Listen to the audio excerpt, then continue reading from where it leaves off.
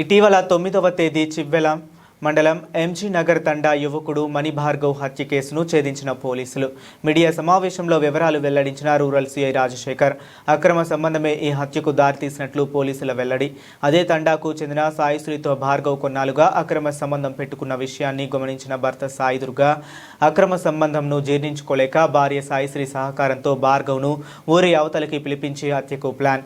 మృతుడు మణిభార్గవ్ నిందితుడి భార్య సాయిశ్రీ మధ్య గత కొంతకాలంగా అక్రమ సంబంధం కొనసాగుతున్నట్లు తెలిసి నిందితుడు తీవ్ర మనస్తాపానికి గురై ఈ విషయం గ్రామంలో తెలిసిపోవడంతో అవమానంగా భావించిన నిందితుడు మణిభార్గవ్ హత్యకు కుట్ర.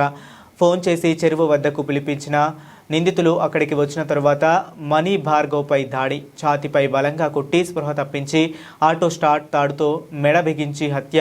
ఆటో తాడుతో భార్గవ్ మెడకు గట్టిగా బిగించడంతో ప్రాణాలు వదిలిన భార్గవ్ నిందితులను ఇద్దరిని అరెస్ట్ చేసి రిమాండ్కు తరలించిన పోలీసులు. చివ్వెల మండలం ఎంజీ నగర్ తాండా పరిధిలో మొన్న 9th 10th అర్ధరాత్రి టైంలో ఎంజీ నగర్ తాండాకు చెందిన వ్యక్తి మణిభార్గవ్ అనే వ్యక్తి ఆయన యొక్క ఆటోలో ఊరి చివరన అడుగుకుంటా చెరువు కట్టపైన చనిపోయి పడి ఉంటాడు. ఆ విషయంలో మర్డర్ కేసు నమోదు చేసుకొని దర్యాప్తు చేపట్టగా అందులో భాగంగా ముఖ్యంగా టెక్నికల్ ఎవిడెన్స్, సీసీ ఫుటేజెస్, అదేవిధంగా సీడర్ అనాలిసిస్ చేసి నిందితులను ఐడెంటిఫై చేయడం జరిగింది. అదేవిధంగా నిందితులను ఈరోజు ఎస్ఐ గారు వెహికల్ చెకింగ్లో పట్టుకోవడం జరిగింది. ఆటోలో వీళ్ళు హైదరాబాద్కు పారిపోదామనే ప్రయత్నంలో మనకు దురాజ్పల్లి జంక్షన్లో పట్టుకోవడం జరిగింది. వాళ్ళని పట్టుకొని విచారిస్తే దీంట్లో A1 వచ్చేసి సాయి దుర్గా, A2 వచ్చేసి సాయిశ్రీ. ఈ సాయిశ్రీ అనే అమ్మాయికి గత 2 సంవత్సరాల నుంచి ఈ చనిపోయిన వ్యక్తితో సంబంధం ఉంది. ఈ విషయం గత 3 నెలల కిందట వాళ్ళ భర్త సాయి దుర్గకు తెలుస్తుంది. తెలిసిన క్రమంలో వార్నింగ్ కూడా ఇస్తాడు. పెద్ద మనుషుల సమక్షంలో పంచాయతీ కూడా పెడతారు. బట్ ఆయన ప్రవర్తన మార్చుకోలేదు. అదేవిధంగా వెనకాల పడుతున్నాడు.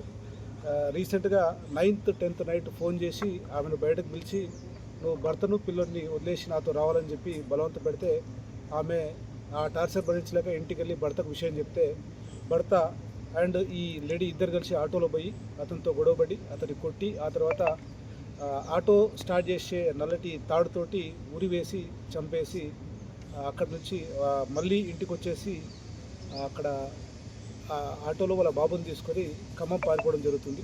ఆ తర్వాత ఈరోజు మనం పట్టుకోవడం జరిగింది. ఈ ఘటనతో సంబంధం ఉన్నటువంటి ఈ బజాజ్ ఆటో, వీళ్ళకి సంబంధించిన ఆటో ఒకటి, మృతుడిది, అదేవిధంగా ఈ అక్యూడ్ సంబంధించిన మొబైల్ ఫోన్లను కూడా సీజ్ చేయడం జరిగింది. ఈరోజు వాళ్ళందరినీ కూడా రిమాండ్ పంపడం జరుగుతుంది. అక్యూజ్డ్ మొబైల్, అదేవిధంగా డిసీజ్ మొబైల్ కూడా వీళ్ళు ఎత్తుకొని పోతారు చంపిన తర్వాత.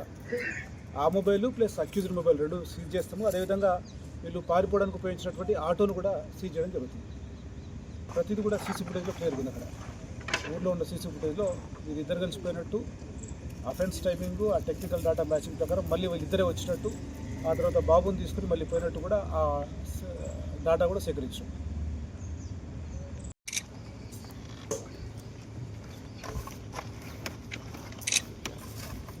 రా